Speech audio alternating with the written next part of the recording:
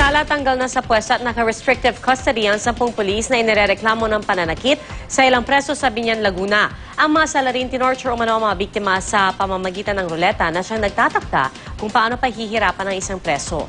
Balita natin ni June Veneracion.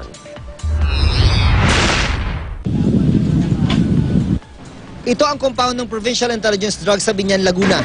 Dito ikinukulong ang mga nahuhuling suspect na sangkot sa droga. Kwento ng ilang preso, ibang klaseng torture umano ang kanilang dinanas dito sa kamay ng mga bantay na pulis. Siyam sa higit 20 detainee ang nagreklamong sinasaktan. Isa sa kanila ang aming nakapanayam. Mga bago lang po talagang inaano nila. Yung iba, pag nalalasing sila, pinapalo na lang po. Sa talampakan, sa hita, iba kinukuryente po. Ikaw, ano na-experience?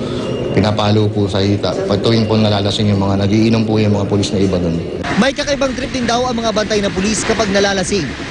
Kukuha ng mga pellet gun, titirahin, gagawing asintahan yung mga preso doon. Iba, dumudugo na yung ilong, titira sa mukha. Tapos yung air gun nila, kahit walang bala, sisimple yan doon sa may rehas namin, gagawin doon sa tenga ng air gun. Sa butas talaga ng tenga, pag ginanon yun, siya nakakandingi. Hindi niya naranasan pero nakita niya raw ang mga kapwa bilanggo na inilabas ng kulungan at nagpaikot ng ruleta ng kamalasan. Paghinto ng ikot, may katapat na uri ng pagpapahirap mula sa mga pulis. Parang game show, pero sakit sa katawan ng premyo. Ang mga ito ay may kakaibang pangalan, tulad ng 20-second Pac-Man, kung saan 20 segundong uupakan ng suspect.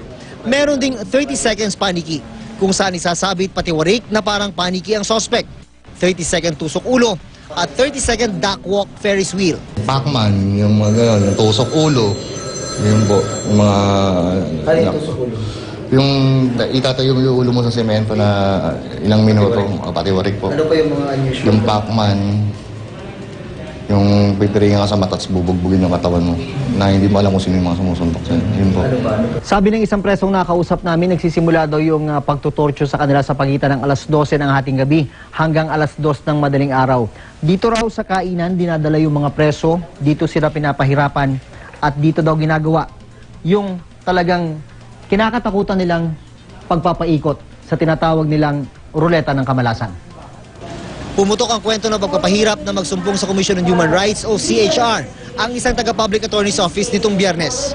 16 na preso kasama ang 2 minor de edad at isang babae ang sinabi ng CHR at PAW na sinaktan sa pamamagitan ng suntok, sipa at pagpalo ng kahoy at steel baseball bat para makunan sila ng impormasyon. Tanggal sa pwesto at naka-restrictive custody na raw ang 10 inirereklamong pulis. Meron pa rin talagang matitigas ang ulo. Then, wala talaga silang lugar sa aming sa ating kapulisan. Sinira na ang kulungan sa loob ng compound. Makaraang pumutok ang balitang pagpapahirap sa mga preso.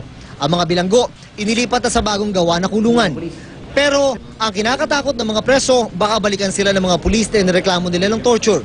Ang PNP naman, ipinag-utos na ang pag-imbentaryo sa lahat ng kanilang kulungan sa buong bansa, kasunod ng report ng torture sa Biñan, Laguna. June Veneracion, GMA News.